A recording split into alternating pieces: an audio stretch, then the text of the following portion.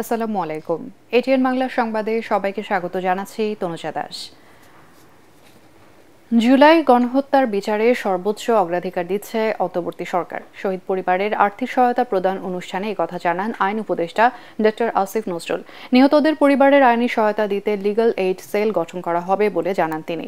আরেক উপদেষ্টা সৈয়দা রিজওয়ানা হাসান অভিযোগ করেন, সরকারকে প্রশ্নবিদ্ধ করতে নানা ষড়যন্ত্র চলছে। এ সময় সার্জিস আলম বলেন, জুলাই বিপ্লবের শহীদদের রক্ত এখনও জীবিত। তাদের পরিবারের কেউ আর্থিক সহায়তা নয়, শুধু বিচার চায়।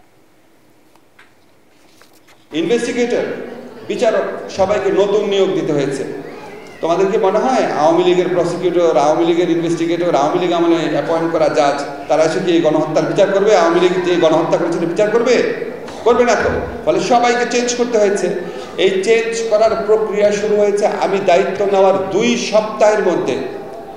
এমনকি বিচার কাজ করার জন্য যে ভবন, সেই ভবনটা পুরো রিপেয়ার করতে হয়েছে। বিচারের প্রত্যাশা, এটাকে নিয়ে ব্যবসা শুরু হয়েছে আমাদের সমাজে।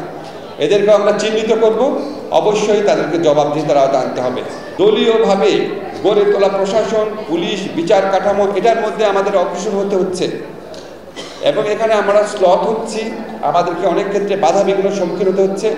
আমি তোমাদেরকে নিশ্চিত করতে চাই, আমি আমার স্বরাষ্ট্রমন্ত্রী যে আছেন ওনার মধ্যে কোনো রকম গাফলতি দেখি নাই, কিন্তু ওনার কথা অনুযায়ী পুলিশ কাজ করছে কিনা এটা আমি জানি না।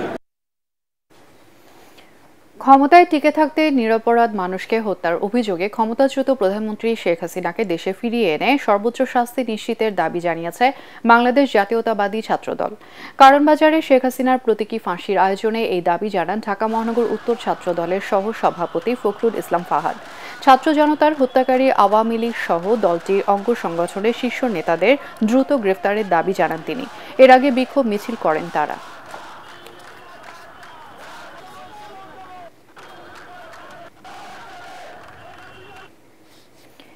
এদিকে ঢাকা বিশ্ববিদ্যালয়ের ছাত্র শিক্ষক কেন্দ্র টিএসসির পাশে মেট্রো রেলের পিলারে শেখ হাসিনার ঘৃণা স্তম্ভে গণজুতা নিক্ষেপ কর্মসূচি পালন করেছে ক্রিয়াশীল ছাত্র সংগঠনগুলো।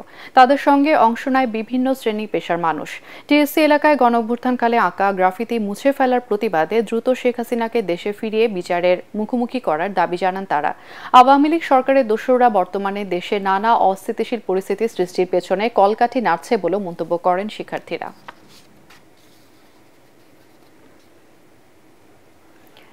31st নাইট উপলক্ষে শিক্ষার্থীদের সার্বিক নিরাপত্তার স্বার্থে ঢাকা বিশ্ববিদ্যালয় ক্যাম্পাসে প্রবেশ পথগুলোতে গাড়ি প্রবেশ সীমিত রাখার ঘোষণা দিয়েছে বিশ্ববিদ্যালয় কর্তৃপক্ষ।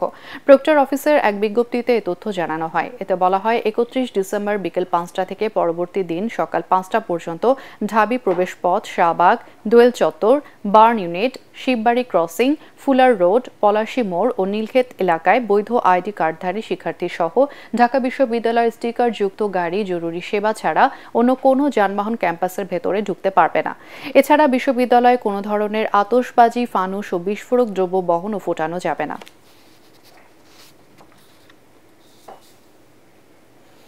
কক্সবাজারে টেকনাফের পাহাড়ি এলাকা থেকে 19 বন কর্মীকে অপহরণ করে নিয়ে গেছে সন্ত্রাসীরা। সকালে টেকনাফ জাদিমুড়ার পশ্চিমে এই অপহরণের ঘটনা ঘটে। অপহৃতরা হলেন বন কর্মচারী আয়ুব খান, আয়ুব আলী, আনসারুল্লাহ, আয়াতুল্লাহ, শামসুল ইসলাম, ইসমাইল, মোহাম্মদ হাশিম, নূর মোহাম্মদ, সৈয়দ আমিন, শফিউল্লাহ, মাহাতা আমিন, সাইফুল ইসলাম এবং রফিক।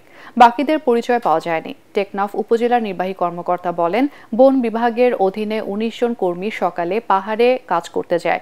এ সময় 19 জনকে ধরে নিয়ে যায়। অপহৃতদের উদ্ধারে কাজ করছে আইনশৃঙ্খলা বাহিনী। আর এই ছিল এখনকার সংবাদ। আমাদের এটিএন বাংলার সংবাদ ইউটিউবে দেখতে ব্রাউজ করুন youtube/ATN Bangla News।